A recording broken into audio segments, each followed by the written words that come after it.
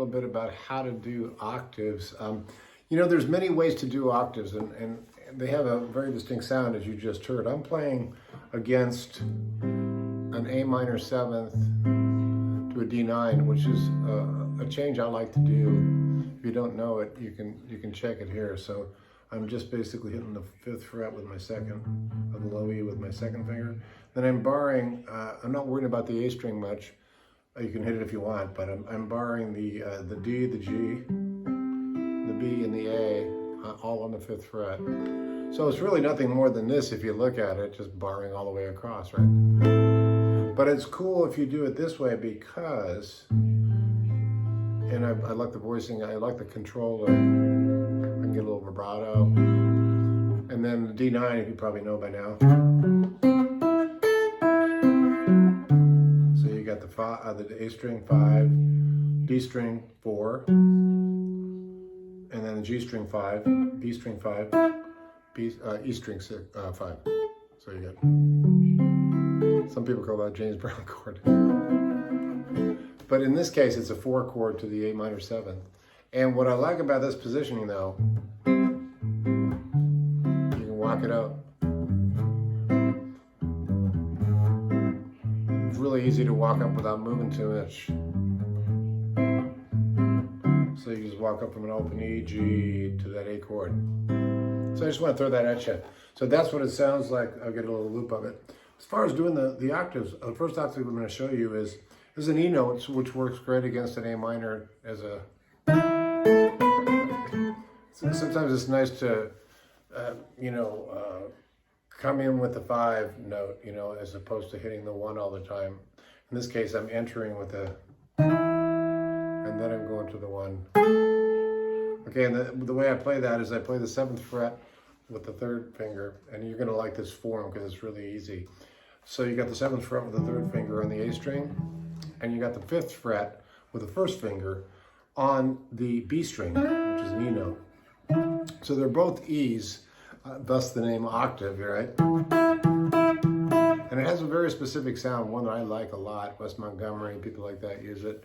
Everybody uses it, John Mayer. But what's cool about it is when you play over a minor change like that, it just has a real, almost Latin-y kind of... Now what you'll notice is, by the first move, I'm using the A and B string. Now you can, in truth, you could work that up and down the neck.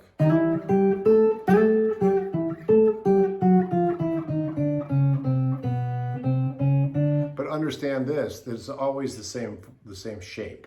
See that shape I'm doing there, right? And it's a pretty comfortable shape. There's many other ways to do an octave, a few which I'm going to show you.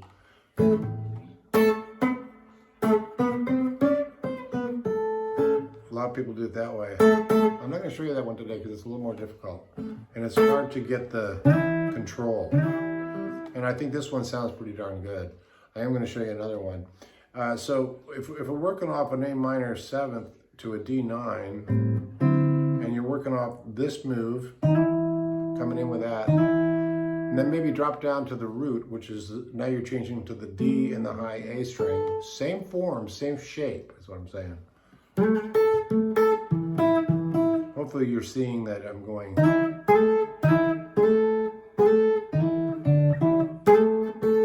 Now you got a whole thing going because you're working up the A and the B and then the D and the E string as your pinch, and it ends up sounding like.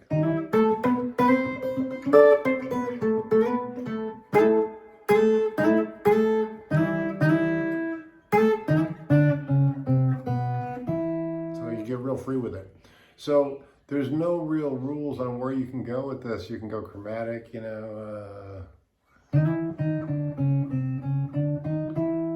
can just experiment and fool around with it. You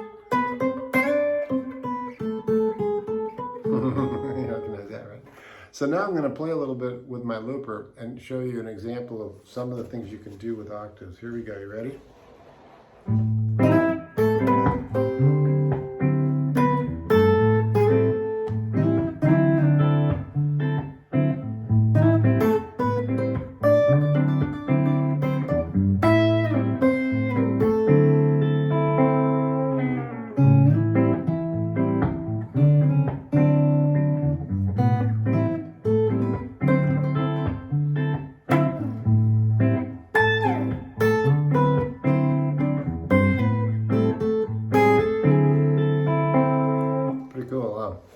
So that's one way to do an octave, and the next way I'm going to show you is one that gets used in many different instances. Jimi Hendrix used this one a lot, I noticed.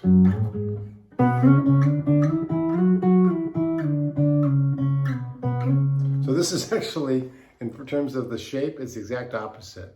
Okay, so instead of doing this shape that we did, what we're going to do is turn it around, and I'm going to use my pinky, because I like to use my first finger and my pinky. So let's say, for instance, we're going to go from a C, which is here. So here's the shape. So I'm going from the 3rd fret on the A string to the 5th fret on the G string. That's the sound. Totally different sound than, still an octave, still CC. Remember the Jimi Hendrix, right? And again, you'll probably notice how I use it here in a minute. But it's cool because if you're doing this, and then you do like a, you can get some mileage. Totally different vibe, right? It's the low strings. You can do it on the very low, the E and the D, but you know, the problem with that is you're going to start bumping the bass one of these, you know, one of those tonalities, you know, the sonically it might not be as good. I don't use the bass ones too often. Unless I'm playing in such a situation where there's no bass, then I might, you know. Which again is the same exact shape, right? If my C note is here, then the G split, let's call it, just made that up, would be this. So again, you're still 3rd fret, 5th fret. In this case, you're at the E string and the D string instead of the A and the G. Hope you got that. So you can still get other strings involved. It's a little trickier with the B string though, because you have to hear that octave. So that's the whole point of this exercise, is to use octaves. And I use octaves especially if I'm doing a solo that maybe be just arpeggios or maybe some double stops or maybe not. Because it is in truth a double stop. It's 2 of the same note, but it is 2 notes, right? So you'd still be classified as a... Now George Benson used this a lot, you know. He would sometimes include the E note and then also the 4th. That has a different sound, which we're not going to do today, but I'll give you an example of that. It's kind of jazzy. It's a little cacophonous though. That's a little...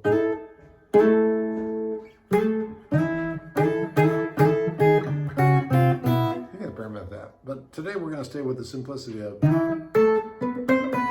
and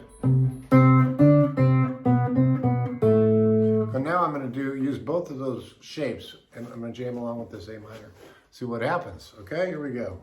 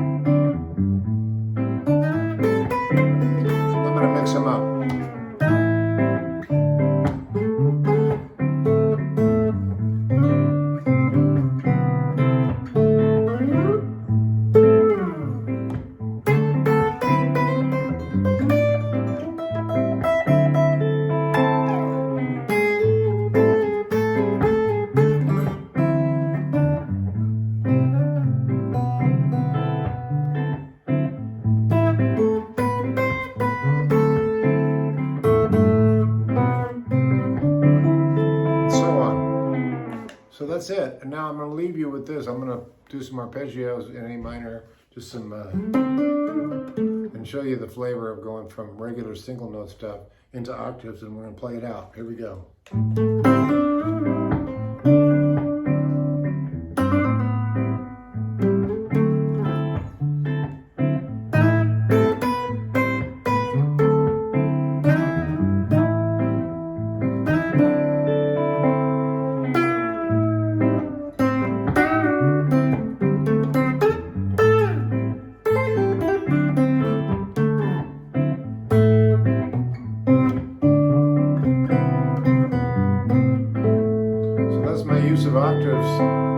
in a